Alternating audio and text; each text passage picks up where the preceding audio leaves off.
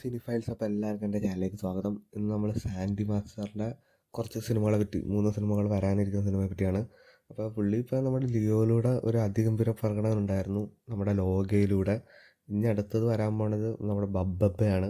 എല്ലാവരും ടീച്ചറിൽ ശ്രദ്ധിച്ചിട്ടുണ്ടാവും. പോലീസുകാരനായിട്ട് ഏകദേശം നമ്മുടെ ഒരു വിജയുടെ സിമിലാരിറ്റി, മിക്കവാറും ഒരു വിജയുടെ ഒരു പ്രസൻറ്റേഷൻ ആ ഒരു രീതി തന്നെ ആയിരിക്കും. കാരണം തെരിയിലെ ഒരു പോലീസ് റോൾ പോലെ ആ ഒരു മാനറിസം ഒക്കെ എനിക്ക് ടീച്ചറിൽ നിന്ന് തോന്നിയായിരുന്നു. അപ്പോൾ ബബ്ബബയിൽ പോലീസുകാരനായിട്ട് വരാനുണ്ട്. അപ്പോൾ ഇനി വരാനിരിക്കുന്ന ലോക കഴിഞ്ഞിട്ട് അടുത്ത വരാനിരിക്കുന്ന സിനിമയാണ് പുള്ളിയുടെ ബബ്ബബ്ബ. അപ്പോൾ സിനിമ നല്ലൊരു സിനിമ ആവട്ടെ. പുള്ളിയുടെ റോളും കാരണം ലോകയിലൊക്കെ അത്യാവശ്യം കലക്കം പോലീസുകാരനായിട്ടുണ്ട്. അപ്പോൾ പിന്നെ നമുക്ക് എന്തായാലും ഉറപ്പാണ് പോലീസ് വേഷം കിടക്കുന്നു. അപ്പോൾ എന്താ, ഈ സിനിമയ്ക്ക് വേണ്ടി നമുക്ക് വെയിറ്റ് ചെയ്യാം. അടുത്ത സിനിമ എന്ന് പറയുന്നത് കത്തനാറിലെ ഒരു വില്ലൻ റോളാണ്. ഇത് പുള്ളി തന്നെ ഒരു ഇൻ്റർവ്യൂവിൽ പറഞ്ഞ കാര്യങ്ങളാണ്.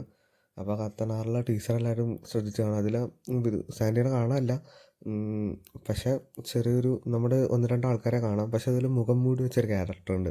മിക്കവാറും ആ ക്യാരക്ടർ തന്നെ ആയിരിക്കും നമ്മുടെ സാൻഡി മാസ്റ്റേഴ്സ് ചെയ്യാൻ പോണത്. അപ്പോൾ വില്ലനാണെന്ന് അദ്ദേഹം അത് കൺഫേം ചെയ്തിട്ടുണ്ട്. അപ്പോൾ നമുക്ക് ഇതിലും നല്ലൊരു പ്രകടനം കാണാം. അടുത്തത് നമ്മുടെ സാൻഡി മാസ്റ്റർ ചെയ്യാൻ പോണ പി എ രഞ്ജിത്ത് സംവിധാനമാണ് സിനിമയിലേക്കാണ്.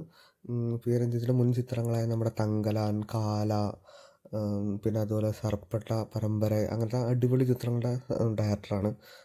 അപ്പോൾ പുള്ളിയുടെ ഒരു മെയിൻ ലീഡിലായിരുന്ന സിനിമയെന്നാണ് കേട്ടത്. അപ്പോൾ ഈ 3 കാര്യങ്ങൾ, ഈ 3 സിനിമയെ പറ്റിയാണ് പുള്ളി ഒരു ഇൻ്റർവ്യൂവിൽ പറഞ്ഞത്. അപ്പോൾ ഈ 3 സിനിമകളാണ് ഇനി വരാനിരിക്കുന്ന കിടിലൻ നമ്മുടെ സാൻഡി മാസ്റ്ററിൻ്റെ സിനിമ. അപ്പോൾ പുള്ളിക്ക് എല്ലാവിധ ആശംസകളും.